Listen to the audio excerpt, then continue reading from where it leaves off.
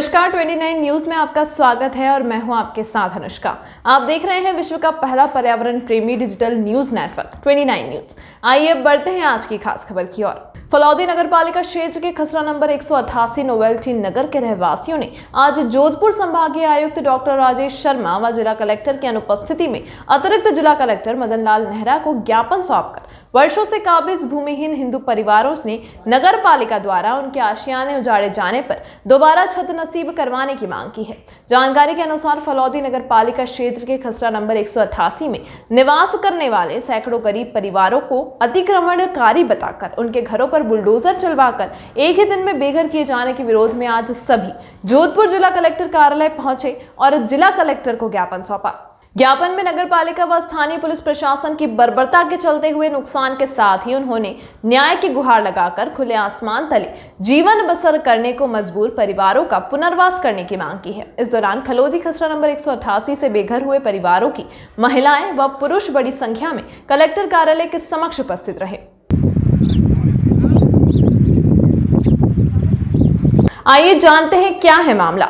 राजस्थान के मुख्यमंत्री अशोक गहलोत के गृह जिला व केंद्रीय जल शक्ति मंत्री गजेंद्र सिंह शेखावत के लोकसभा क्षेत्र जोधपुर की छोटी काशी के नाम से विख्यात शहर फलौदी में नगर पालिका प्रशासन द्वारा नगर पालिका क्षेत्र के खसरा नंबर 188 से अतिक्रमण हटाने की कार्यवाही करते हुए बड़ी संख्या में बने कच्चे व पक्के निर्माण कार्यों पर बुलडोजर चला दिया गया। जानकारी के अनुसार खसरा नंबर 188 पर अतिक्रमण की शक्ल में काबिज लोगों को स्थानीय पालिका प्रशासन द्वारा स्वेच्छा से हटने को लेकर नोटिस जारी किए गए थे, लेकिन यहां के लोगों का कहना है कि हमें कोई नोटिस नहीं मिला। पालिका द्वारा ये कार्यवाही मनमाने तरीके से की गई है।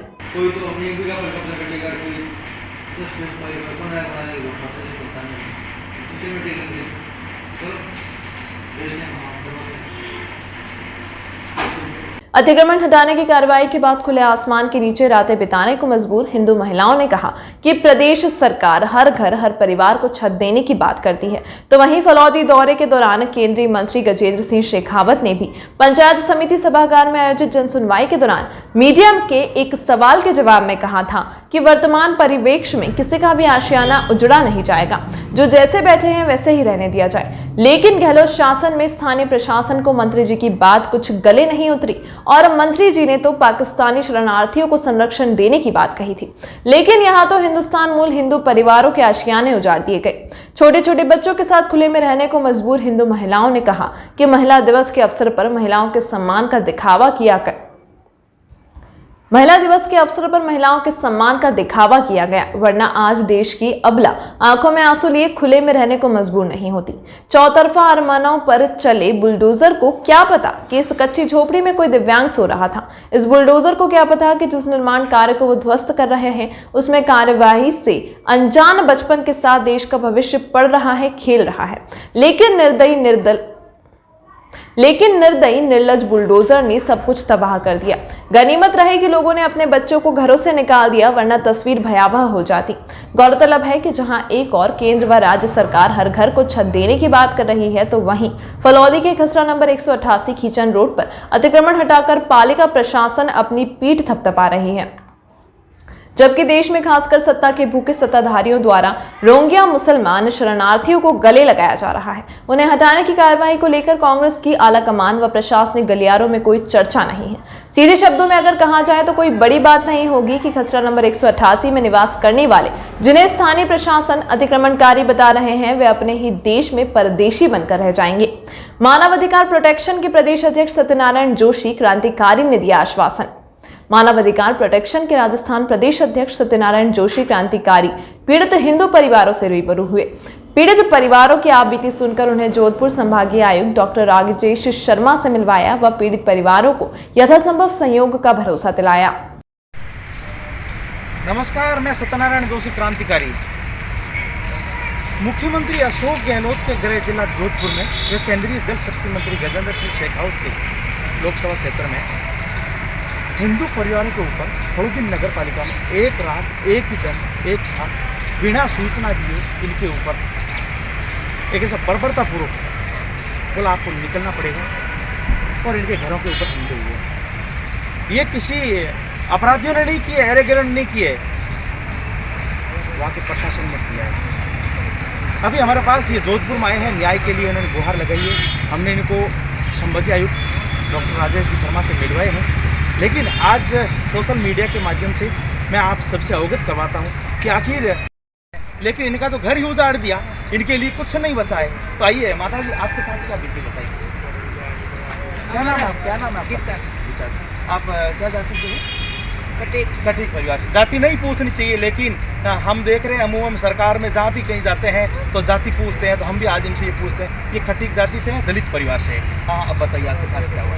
हमारा 70 साल से पुराना कई पूरा मिट्टी में बनी ओढ़ो तो नगर पालिका ने आन तोड़ी, जबरदस्ती करे, गाली गलौज करे, कई आदमी बोले तो आदमी रे माथे आरोप लगावे गलत कई मुंडा मुँह अनसन गाली गलौज करे, कटीकड़ा करे तो मानी बटे कोई हुआ ही नहीं करे। ये वहाँ प्रशासन कह रहा है। हाँ, और आपके साथ बीती क्या क्या किया एकदम कई वहाँ तो कुछ काम ही नहीं किया। चाय आई पीन रिया खाना आना बनायोड़ा नान अचानक है नुकसान कर दियो, कई आधा तो नगर पालिका वाला ले गया, आधा उस मिट्टी में दब गया।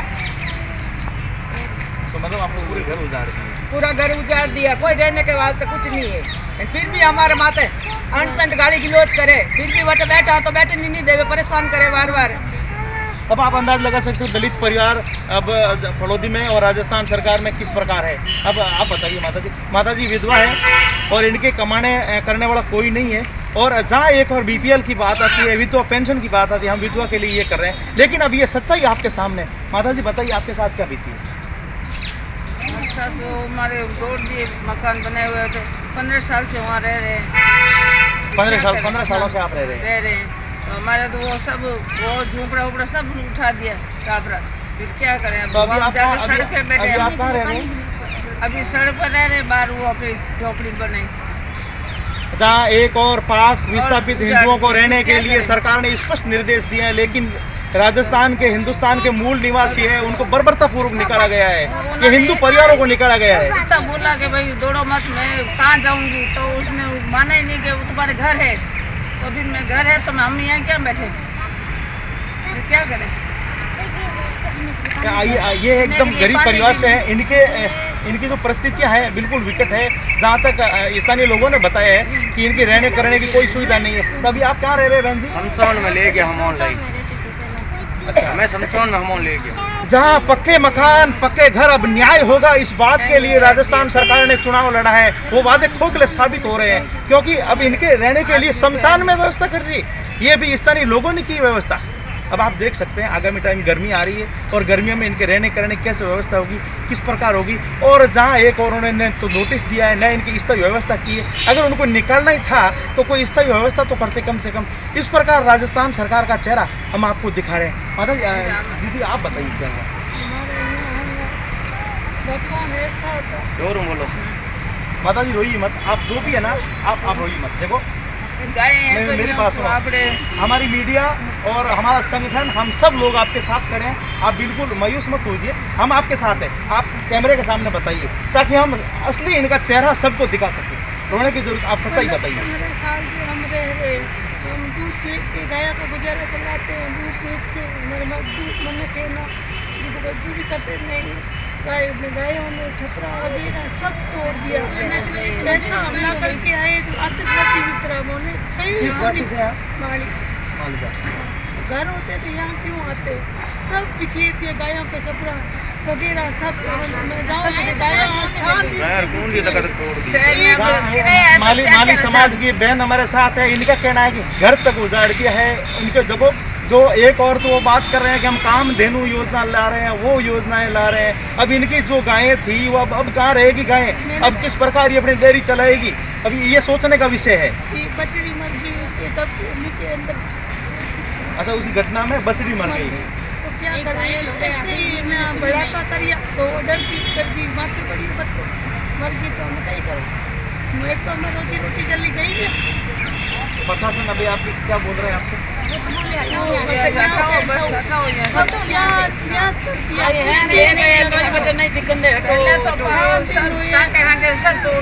पानी पीने का हमारे पत्थर तक ले गए वो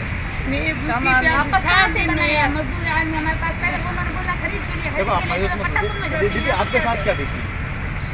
हाँ आपके साथ, हाँ आपके साथ जी आप दर्शकों को बताइए।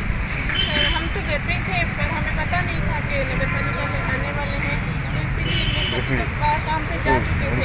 फिर वो अचानक आए और मैंने फ़ोन किया तो आधा सामान निकाला और आधा अंदर टूट गया और कोई नहीं बुलाया।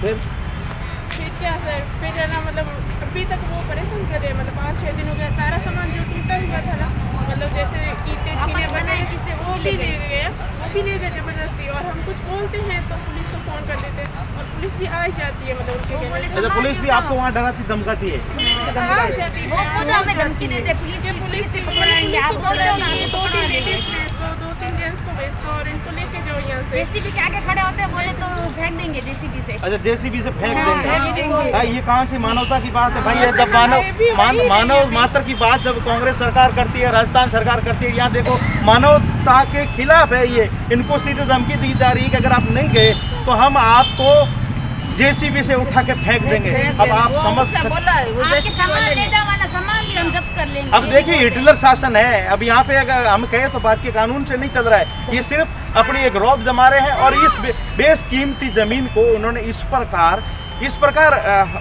कब्जा मुक्त करवाया है। अब वो कब्जा मुक्त कराने उसके पीछे औचित्य क्या? आखिर किसे बैठाएंगे जब जनता के साथ वो इस प्रकार दुर्व्यवहार कर रहे हैं और जनता को इस प्रकार खदेड़ के भगा के निकाले जा रहे हैं, तो वहाँ अब वो किसे बैठाएंगे? क्या फैक्ट्री खड़ी करेंगे या अन्य कोई उनका पर्पज है? आप समझ सकते हो राजस्थान सरकार का असली चेहरा। तो बैठ जाएंगे। मेरा राजस्थान के मुख्यमंत्री अशोक गहलोत साहब से मेरा सीधा निवेदन है, इन जनता को न्याय दिलाया जाए, नहीं तो हम धरना देंगे, प्रदर्शन करेंगे और हम जिस प्रकार गांधीवादी नीतियों से हम वो सारी चीज़ें तो संगठन के माध्यम से करेंगे। नहीं तो आप इनको जिस स्थिति में है एक बार इनकी घर वापसी करवाइए। जय हिंद। इस अंक में फिलहाल इतना ही। दिन भर की अपडेट्स के साथ बने रहने के लिए हमारी वेबसाइट www.29news.live पर विजिट करें।